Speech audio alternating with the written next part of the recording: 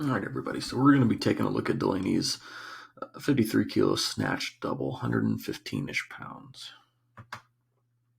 Let's see what we got. That's a good song. All right.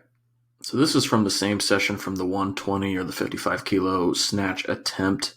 So we're likely going to see a lot of the same technical errors here, but let's go and take a look at that.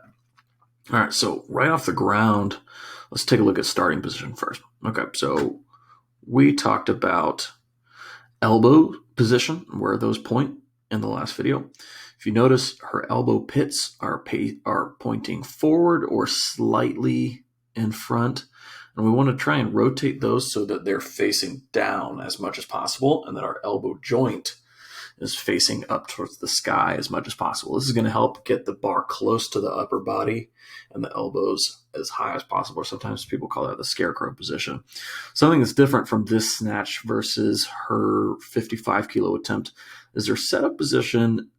So again, we've got hips above knees, shoulders above hips. That's good. However, she's a little bit more shifted back onto her heels than I would like.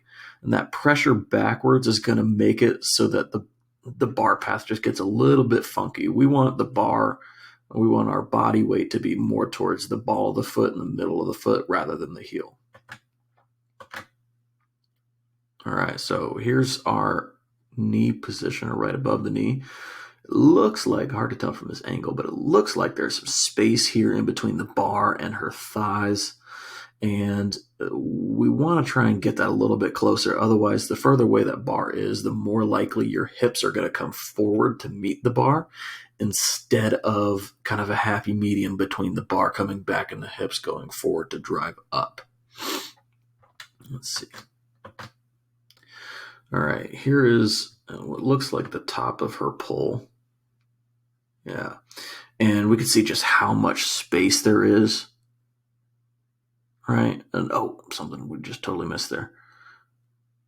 As she gets that bar. Oh, she's doing a pretty good job here. Thought I saw there we go. Okay. So the heels are coming up a little too early. And that's usually because the lifter kind of thinks that they need to hit the bar forward with their hips rather than drive up.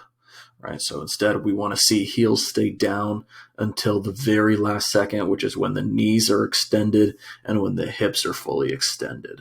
Right, she kind of has the heels come up a little bit more. All right, now here is what looks like the height of her elbow pole, which isn't bad. I would like to see a little bit closer, a little bit high and tight, a little bit more high and tight. But overall, not bad. But you can kind of see that in this turnover, she's already started this.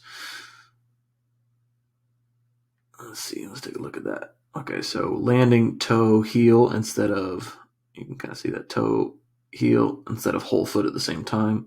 Just going to make everything a lot faster if you can go whole foot at the same time instead of kind of that rolly position. And we can see that her left elbow is locking that bar out before her right one is.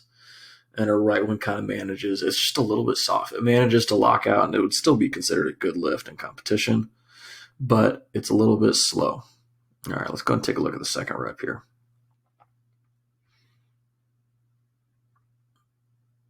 All right, setup position. So setup here is still kind of the same thing as the last one. It's a little bit more back on the heels and less forward on the toe or the ball of the foot, which is where we do want it to be. Not terrible, but not great. All right. So again, let's see those elbows. It bars pretty far away. Yeah, and now this rep is way more exaggerated. The heels start coming up even earlier than the last one. And it goes away. And there's not a whole lot of finish up and back. There's a little bit. But she's jumping back a lot. Look at that. And lands toe heel, which makes it just more likely that you're going to have to lean forward like this. Ooh, look at that save. Heels came up and everything. She got it back down and managed to stand it up. But it's going to feel super far forward if you're landing toe heel first instead of whole foot flat. So that would be the main thing that I would have her try and fix in her And her pull under is the stomping both feet down hard with a whole foot and not toe heel.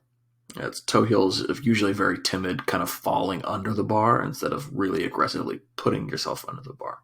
So those would be the biggest things that I would work on. Again, just to recap, elbows out in the startup position here. A little bit more on the ball of the foot, but nothing too crazy. Feet flat throughout the whole pull, elbows high and tight. Stomp your whole foot. Don't fall under. Don't timidly get your toe and then your heel under. You got to aggressively put yourself under that bar. That would be the biggest things to work on there. All right, guys. See you later.